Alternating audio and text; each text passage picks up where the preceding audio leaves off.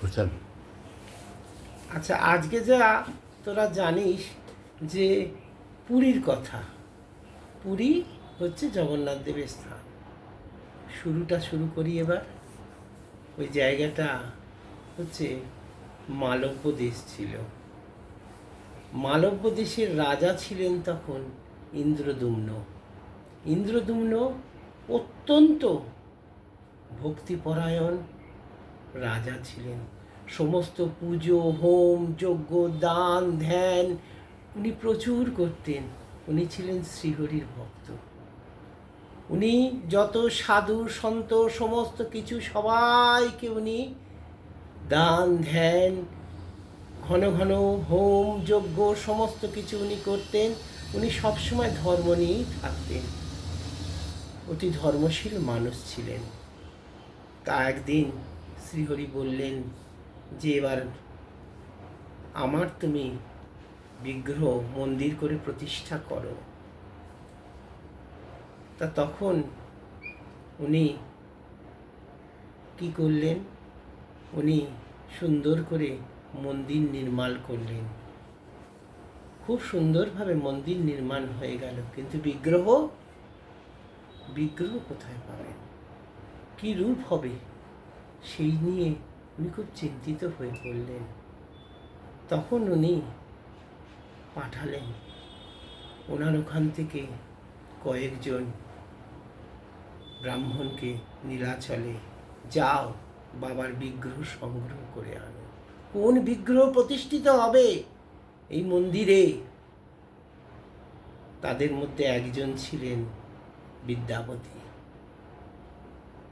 বিদ্যাবতী উনি ভাবলেন যে আমি যদি বিগ্রহ সংগ্রহ করে এনে মহারাজকে দিতে পারি, তাহলে আমার মহারাজের কাছে আমার সমাদর অনেক বেড়ে যাবে। সেই চিন্তা করেই উনি নানান রকম পথ দিয়ে চলতে শুরু করলেন।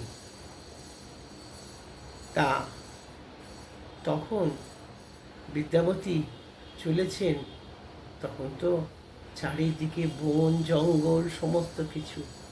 হঠাৎ ওনার সামনে একটি বড় বাঘ এসে পড়ল। তখন বিদ্যাবতীকে সেই বাঘটি খুব জখম করলো। এই সময় একটি মেয়ে ওইখানে চলে আসেন। সেই মেয়েটি যা হোক করে বাঘের হাত থেকে বিদ্যাবতীকে বাঁচান। বিদ্যাবতীকে বাঁচানোর পরে বিদ্যাবতীকে উনি নিয়ে যান ওনার পিতার কাছে। ওনার পিতার কাছে নিয়ে যাওয়ার পরে ওনার পিতা বলেন যে তুমি এক কাজ করো, তুমি ওনার সেবা করে ওনাকে বাঁচিয়ে তোলো। তাই মেয়েটি বাঁচিয়ে তুলেছিল, কিন্তু সমাজ তখন বললেন যে নানান রকম কথা বলতে শুরু করলেন। তখন বিদ্যাবতী বললেন আমি ওনাকে বিবাহ করতে চাই। তারপরে ওনাকে বিবাহ করল। এবার ওই মেয়েটির পিতা ছিলেন বিরাট সন্ন্যাসী। ওনার কাছে শ্রীহরির বিগ্রহ ছিল। সেটা উনি একটি গুহার মধ্যে লুকিয়ে রেখেছিলেন। সেই গুহাতে উনি মাঝে মাঝে সেখান থেকে বার করতেন, পুজো করে আবার সেখানে লুকানো থাকত, জনমানব জানত না।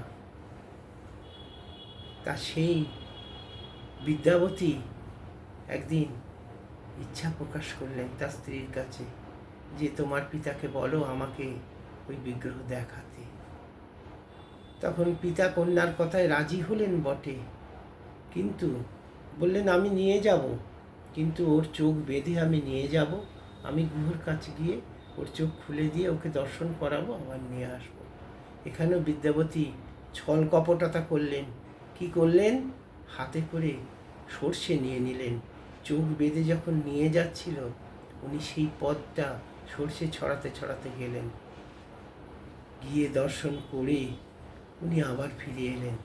কিছুকাল পরে যথাসময় প্রাকৃতিক নিয়মে সর্ষে গাছ হলো, সর্ষে ফুলও ধরল। বিদ্যাবতী জানতে পারলেন যে তিনি রাস্তা পেয়ে গেছেন। তিনি একদিন সকালবেলায় উঠেই সেই শ্রীহরির মূর্তি আনতে চলেছেন। এমন সময় তার স্ত্রী বললেন যে, কোথায় যাচ্ছ? না, একটু সর্ষে ফুল নিয়ে এসে তোমার খোঁপাতে আমি বেঁধে দেব। তখন বিদ্যাপতি স্ত্রী বললেন, বেশ। এবার তিনিও স্বামীর সঙ্গে চললেন। দেখলেন তার স্বামী কপটতা করে তার পিতার সেই মূর্তি চুরি করছেন, নিয়ে চলে যাচ্ছেন। তখন তিনি অত্যন্ত ধিক্কার করলেন স্বামীকে। তাও শুনল না বিদ্যাপতি। যথারীতি সেই মূর্তি নিয়ে চলল তারা। কোথায়? না, সেই মালব্যরাজ ইন্দ্রদ্যুম্নের কাছে। এর মধ্যে তোদের সেই পিতা, যে সন্ন্যাসী পিতা, উনি পুজো করতে গিয়ে দেখেন মূর্তি নেই। তখন উনি কেঁদে আকুল হয়েছেন। তখন শ্রীহরি বললেন, আমি তোমার কাছে ফিরে আসব, আমাকে কেউ নিয়ে যেতে পারবে না তোমার কাছ থেকে, তুমি নিশ্চিন্ত থাকো। বলার পরে যখন ওখানে নিয়ে গিয়ে যখন মহারাজকে ডেকে মূর্তি দেখাতে যাচ্ছে, তখন দেখছে মূর্তি সেখানে নেই। তখন দৈববাণী হলো যে কোনো চৌর্যবৃত্তি করে আমাকে নিয়ে আসা যায় না, আমাকে তুমি আনতে পারবে না ওইভাবে। তুমি শোনো, নীলাচলের সমুদ্রে ভাসছে এক নিম কাঠ, ওই নিম কাঠ তোমাকে নিয়ে এসে ওই কাঠ দিয়ে আমার বিগ্রহ তোমাদের তৈরি করতে হবে। তখন মহারাজ লোক লস্কর সবাইকে নিয়ে ছুটে চললেন সেইখানে। গিয়ে সেই কাঠ তারা কেউ আনতে পারলেন না। কাঠ ওইরমভাবেই জলে ভাসতে থাকলো। তখন আবার দৈববাণী হলো, ওই বিদ্যাবতীর যিনি শ্বশুর মশাই, ওই বিরাট সন্ন্যাসী, বললেন একমাত্র ওনাকে ডেকে আনো, ওই পারবে এই কাঠ নিয়ে যেতে। ওনাকে ডাকা হলো।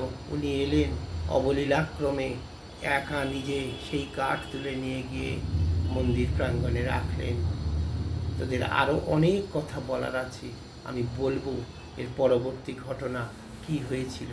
তোরা শোন, আর বারবার বলছি তোরা সাবস্ক্রাইব করলে কি হবে জানিস?